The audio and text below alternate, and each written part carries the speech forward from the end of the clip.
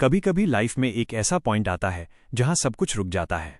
बाहर दुनिया चल रही होती है, गाड़ियां दौड़ रही होती हैं, लोग हंस रहे होते हैं, ऑफिस जा रहे होते हैं, लेकिन आपके अंदर एक अजीब सी खामोशी छा जाती है। खामोशी नहीं, शायद शोर। इतना शोर कि कुछ सुनाई ही नहीं देता। ऐसा लगता है जैसे आप किसी अदृश्य दीवार से टकरा गए हैं। आप आगे बढ़ना चाहते हैं, पैर उठाना चाहते हैं, लेकिन ऐसा लगता है जैसे पैरों में मन भर का वजन बंधा हो। इसे ही कहते हैं फंस जाना, स्टक फील करना। और मजे की बात पता है क्या है? जब आप इस सिचुएशन में होते हैं तो आपको लगता है कि पूरी दुनिया में सिर्फ आप ही हैं जो इससे गुजर रहे हैं। आपको लगता है कि बाकी सबकी लाइफ सेट है, सब सॉर्टेड हैं, सिर्फ आपकी कहानी का पन्ना अटक गया है। लेकिन मैं चाहता हूं कि अभी इसी वक्त आप एक गहरी सांस लें और अपनी उस फीलिंग को, उस भारीपन को थोड़ा महसूस करें जो शायद अभी आपके सीने में है। क्योंकि आज हम कोई लेक्चर नहीं सुनने वाले, आज हम बात करेंगे, आप और मैं, सीधे आपके दिमाग के उस हिस्से से जो डरा हुआ है, जो कंफ्यूज्ड है। सोचिए, ये फंसने वाली फीलिंग आती कहां से है? क्या ये सच में बाहर की सिचुएशन है? क्या सच में वो जॉब, वो ब्रेकअप, वो पैसे की कमी या वो फेलियर ही वजह है? या फिर कुछ और है जो बैकग्राउंड में चल रहा है? ध्यान से सुनिएगा। जब हम कहते हैं कि हम फंस गए हैं तो असल में हम किसी सिचुएशन में नहीं बल्कि अपने ही दिमाग के एक लूप में फंस गए होते हैं। एक ऐसा लूप जो सुबह आंख खुलते ही शुरू हो जाता है। याद है आपको आज सुबह का वो पहला ख्याल? जैसे ही नींद टूटी वो भारीपन वापस आ गया। एक सेकंड के लिए तो शायद आप भूल गए थे, लेकिन फिर दिमाग ने याद दिलाया, अरे तेरी लाइफ में तो ये प्रॉब्लम चल रही है, तू खुश कैसे हो सकता है? और बस वहीं से एनर्जी ड्रेन होना शुरू। हमारा दिमाग, ह्यूमन माइंड, एक सर्वाइवल मशीन है। इसे खुशी से ज्यादा सेफ्टी प्यारी है। और जब आप किसी मुश्किल में होते हैं तो आपका दिमाग आपको बार बार उस मुश्किल के बारे में सोचने पर मजबूर करता है। उसे लगता है कि अगर वो बार बार उस खतरे के बारे में सोचेगा तो शायद कोई रास्ता निकल आएगा। इसे हम कहते हैं र्यूमिनेशन या ओवरथिंकिंग। आप बिस्तर पर लेटे हैं, छत को घूर रहे हैं और दिमाग में एक टेप रिकॉर्डर चल रहा है। मैंने ऐसा क्यों किया? उसने ऐसा क्यों कहा? अगर आगे भी ऐसा ही रहा तो क्या होगा? ये सवाल जिनका कोई जवाब उस वक्त आपके पास नहीं होता, ये आपको मेंटली पैरालाइज कर देते हैं। एक बात बहुत गहराई से समझिएगा, मेंटल स्ट्रेंथ या मानसिक मजबूती का मतलब ये नहीं है कि आपको कभी बुरा नहीं लगेगा। ये वो झूठ है जो हमें सोशल मीडिया और मोटिवेशनल कोट्स ने बेचा है। हमें लगता है कि जो इंसान स्ट्रांग है वो हमेशा मुस्कुराता रहता है, उसे कोई फर्क नहीं पड़ता।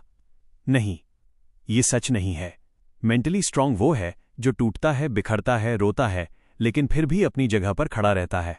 वो अपनी फीलिंग्स से भागता नहीं है। जब आप फंस जाते हैं तो सबसे बड़ी गलती जो हम करते हैं वो है रेसिस्टेंस। हम उस सिचुएशन से लड़ने लगते हैं। हम खुद को कोसने लगते हैं, मेरे साथ ही ऐसा क्यों हो रहा है? मैं इतना कमजोर क्यों हूं? ये जो रेजिस्टेंस है ना, ये उस दर्द को और बढ़ा देता है। मान लीजिए आप दलदल में फंसे हैं। अगर आप बहुत ज्यादा हाथ पैर मारेंगे तो क्या होगा? आप और नीचे धंसते जाएंगे। फंसने पर सबसे पहली और सबसे मुश्किल चीज जो करनी होती है वो है रुकना। जी हां, बस रुक जाना। अपने आप को ये परमिशन देना कि हां, अभी मेरी लाइफ मेज है और ये ओके है। ये कहना बहुत आसान है, मैं जानता हूं, लेकिन इसे महसूस करना बहुत मुश्किल। क्योंकि हमारा ईगो, हमारा अहंकार हमें ये मानने ही नहीं देता कि हम कमजोर पड़ रहे हैं। हमें बचपन से सिखाया गया है कि लड़के रोते नहीं या स्ट्रांग बनो, सब ठीक हो जाएगा। लेकिन कोई ये नहीं बताता कि जब सब कुछ बिखर रहा हो तो उस मलबे के बीच में शांति से कैसे बैठा जाए। आपकी एंजाइटी, आपकी घबराहट आपसे कुछ कह रही है। वो आपकी दुश्मन नहीं है, वो बस एक सिग्नल है। जैसे गाड़ी के डैशबोर्ड पर जब लाल बत्ती जलती है तो उसका मतलब ये नहीं होता कि गाड़ी खराब है, उसका मतलब है कि इंजन को ध्यान चाहिए। आपकी घबराहट आपको बता रही है कि आप जिस तरह से अभी तक जी रहे थे या जिस तरह से आप दुनिया को देख रहे थे, वो तरीका अब काम नहीं कर रहा। आपको एक अपडेट की जरूरत है। लेकिन हम क्या करते हैं? हम उस लाल बत्ती को टेप से छिपाने की कोशिश करते हैं। हम नेटफ्लिक्स में घुस जाते हैं, हम रील स्क्रॉल करने लगते हैं घंटों तक, सिर्फ इसलिए ताकि हमें अपने दिमाग की वो आवाज न सुननी पड़े। हम एस्केप ढूंढते हैं, नशा, नींद, खाना या फिर काम में खुद को इतना व्यस्त कर लेना कि सोचने का वक्त ही न मिले। लेकिन आप भी जानते हैं और मैं भी जानता हूं कि रात के 2 बजे जब फोन की बैटरी खत्म होती है और स्क्रीन काली होती है तो उस काली स्क्रीन में जो चेहरा दिखाई देता है वो डरा हुआ होता है। भागने से आप सिर्फ उस दर्द को पोस्टपोन कर रहे हैं, उसे खत्म नहीं कर रहे। और वो दर्द, वो प्रॉब्लम उस अंधेरे कोने में बैठकर वेट लिफ्टिंग कर रही है, वो और ताकतवर हो रही है। तो फिर रास्ता क्या है? मेंटल स्ट्रेंथ आएगी कहां से? मेंटल स्ट्रेंथ आती है रियलिटी को एक्सेप्ट करने से। अभी इसी वक्त आपकी लाइफ जैसी है, उसे बिना किसी फिल्टर के देखिए।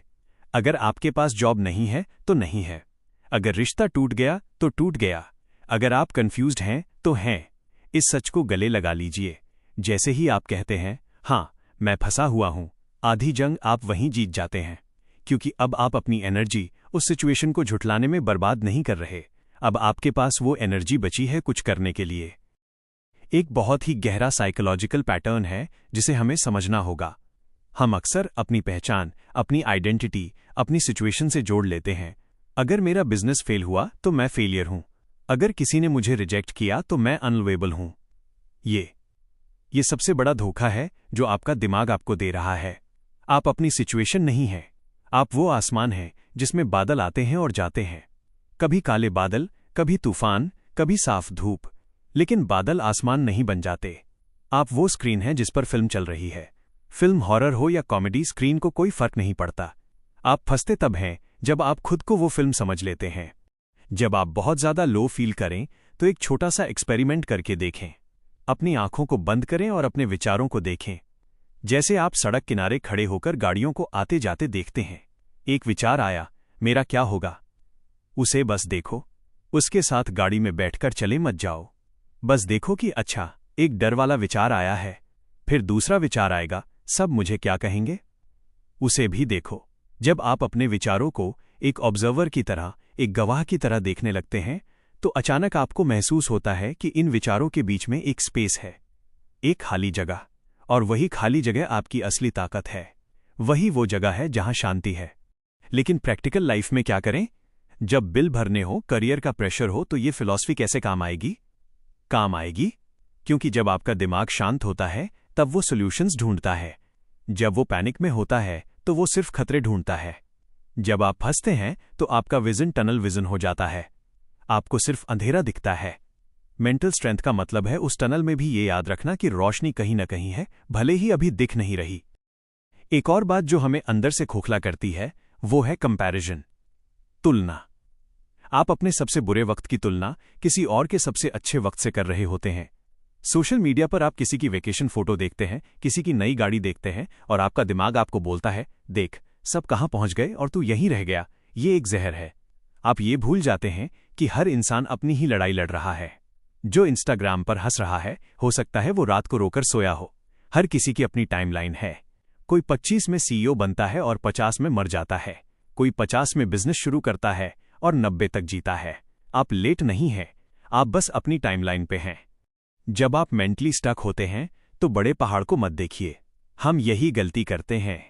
हम सोचते हैं कि मुझे यहां से निकलकर सीधे चोटी पर पहुंचना है, और वो रास्ता इतना लंबा दिखता है कि हम पहला कदम भी नहीं बढ़ाते। सीक्रेट ये है, सिर्फ अगला कदम। बस आज क्या कर सकते हो? अगले 1 घंटे में क्या कर सकते हो? क्या बिस्तर से उठकर नहा सकते हो? बस उतना करो। क्या एक ईमेल लिख सकते हो? बस वो लिखो। जब आप छोटे छोटे एक्शन लेते हैं तो आपके दिमाग में डोपामाइन रिलीज होता है। उसे लगता है, अरे हम कुछ कर रहे हैं, हम कंट्रोल में हैं। एक्शन एंजाइटी का सबसे बड़ा दुश्मन है। बैठे बैठे सोचने से डर बढ़ता है, हाथ पैर हिलाने से डर घटता है। आपको पता है, हमारा दिमाग कहानियां बनाने में एक्सपर्ट है। Future telling. हम बैठकर इमेजिन करते हैं कि फ्यूचर में सब कितना बुरा होने वाला है। हम वो डायलॉग्स भी रिहर्स कर लेते हैं जो अभी किसी ने बोले भी नहीं हैं। अगर मैं वहां गया और उसने ये बोल दिया तो मैं ये बोलूंगा, और इस चक्कर में हम अपना आज जलाकर राख कर देते हैं। एक गहरी बात बताऊं, आपके पास आज तक जितनी भी प्रॉब्लम्स आई हैं, आप उन सबसे बचकर यहां तक आ गए हैं।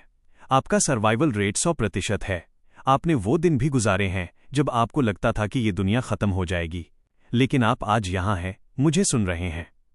इसका मतलब है कि आपके अंदर एक ऐसी ताकत है जो आपको हर बार बचा लेती है। उस ताकत पर भरोसा रखिए। उसे भगवान कहिए, यूनिवर्स कहिए या अपनी अंतरात्मा, वो आपके साथ है। कभी कभी फंसना एक वरदान होता है। हां, सही सुना आपने, एक गिफ्ट। क्योंकि जब हम फंसते हैं तभी हम मजबूर होते हैं नए रास्ते खोजने पर। अगर सब कुछ स्मूथ चलता रहता तो आप शायद कभी ग्रो ही नहीं करते। आप वही घिसी पिटी लाइफ जीते रहते। ये जो रुकावट आई है, ये आपसे डिमांड कर रही है कि आप अपना वर्जन 2.0 बाहर लाएं। पुराना आप इस सिचुएशन को हैंडल नहीं कर सकता, इसीलिए आपको बदलना पड़ रहा है। ये दर्द, ये फ्रस्ट्रेशन, ये असल में आपके ग्रो होने की आवाज़ है। जैसे जिम में मसल टूटते हैं तभी नए मसल बनते हैं, वैसे ही लाइफ में जब हम टूटते हैं तभी हम और मजबूत बनकर जुड़ते हैं। क्या आपको अपने बचपन का कोई वाकया याद है, जब कोई खिलौना टूट गया था और लगा था कि दुनिया खत्म हो गई? आज उस बात पर हंसी आती है ना? विश्वास कीजिए, आज से 5 साल बाद आप पीछे मुड़कर इस वक्त को देखेंगे और सोचेंगे, मैं खामखा इतना डर रहा था। देखो, सब ठीक हो गया। सब ठीक हो ही जाता है अंत में। और अगर ठीक नहीं हुआ है तो अभी अंत नहीं हुआ है। एक और बहुत जरूरी चीज है खुद से बात करने का तरीका। आप अपने आप से कैसे बात करते हैं? अगर आपका दोस्त मुसीबत में हो तो क्या आप उसे कहेंगे, तू तो बेवकूफ है, तेरी ही गलती है, अब तेरा कुछ नहीं हो सकता? नहीं ना, आप उसे हौसला देंगे। आप कहेंगे, भाई हो जाएगा, तू चिंता मत कर। तो फिर आप अपने साथ इतने क्रूर क्यों हैं? आप अपने सबसे बड़े आलोचक क्यों बने बैठे हैं? आज से, अभी से खुद के साथ थोड़ी नरमी बरतें। खुद को माफ करना सीखें। अगर गलती हुई है तो उसे सबक माने, सजा नहीं। आप इंसान हैं, कोई रोबोट नहीं जिसे हमेशा परफेक्ट होना है। गिरना अलाउड है, रुकना अलाउड है, बस हार मानकर बैठ जाना अलाउड नहीं है। अपने आप को अकेलेपन के पिंजरे से बाहर निकालें। जब हम फंसते हैं तो हम कछुए की तरह अपने खोल में चले जाते हैं। हमें लगता है कि कोई हमें नहीं समझेगा, लेकिन सच ये है कि लोगों से कनेक्ट करना, किसी अपने से दिल की बात कह देना एक थेरेपी है। हो सकता है वो आपकी प्रॉब्लम सॉल्व न कर पाएं, लेकिन वो आपको ये एहसास दिला देंगे कि आप अकेले नहीं हैं। और कभी कभी बस इतना ही काफी होता है। मेंटल स्ट्रेंथ कोई जादू की छड़ी नहीं है, ये एक मसल है। इसकी एक्सरसाइज रोज करनी पड़ती है। जब चीजें अच्छी चल रही हों तब भी खुद को याद दिलाना होता है कि ये वक्त भी गुजर जाएगा, और जब चीजें बुरी हों तब भी यही याद रखना होता है कि ये वक्त भी गुजर जाएगा। डिटैचमेंट, न खुशी में बहुत ज्यादा उड़ना, न गम में बहुत ज्यादा डूबना। एक बैलेंस, एक ठहराव। जैसे जैसे ये ऑडियो खत्म होने की तरफ बढ़ रहा है, मैं चाहता हूं कि आप अपने कंधों को ढीला छोड़ें, अपने जबड़े जॉ को रिलैक्स करें, अपने माथे पर पड़ी शिकन को हटाएं। आप सुरक्षित हैं। ये जो तूफान है ये आपके दिमाग के अंदर है, लेकिन आप तूफान नहीं हैं। आप वो घर हैं जो तूफान के बीच में खड़ा है। हो सकता है खिड़कियां खड़खड़ा रही हों, हो सकता है छत से पानी टपक रहा हो, लेकिन नींव मजबूत है। अपनी उस नींव को महसूस करें। आपकी लाइफ का अगला चैप्टर अभी लिखा जाना बाकी है, और पेन आपके हाथ में है। अगर पिछला पन्ना गंदा हो गया या उस पर स्याही गिर गई तो इसका मतलब ये नहीं कि पूरी किताब बेकार है। पन्ना पलटिए, नया पैराग्राफ शुरू कीजिए, छोटे शब्दों से, धीरे धीरे। कोई जल्दी नहीं है, बस चलते रहना है। क्योंकि रुका हुआ पानी सड़ जाता है, लेकिन बहता हुआ पानी हमेशा साफ रहता है। आपको बस बहना है, पत्थरों से टकराकर, रास्तों से मुड़कर, बस बहते रहिए। रास्ता अपने आप बन जाएगा। याद रखिएगा, आप अपनी सोच से कहीं ज्यादा बड़े हैं, अपनी परेशानियों से कहीं ज्यादा ताकतवर हैं। बस आपको अपनी उस ताकत से दोबारा इंट्रोड्यूस होने की देर है, और वो मुलाकात आज हो चुकी है। अगर ये ऑडियो आपको अपने बारे में कुछ नया सोचने पर मजबूर कर पाया हो तो इस चैनल को सब्सक्राइब कीजिए, वीडियो को लाइक कीजिए और कमेंट्स में बताइए इस कहानी का कौन सा हिस्सा आपके दिमाग में अटक गया।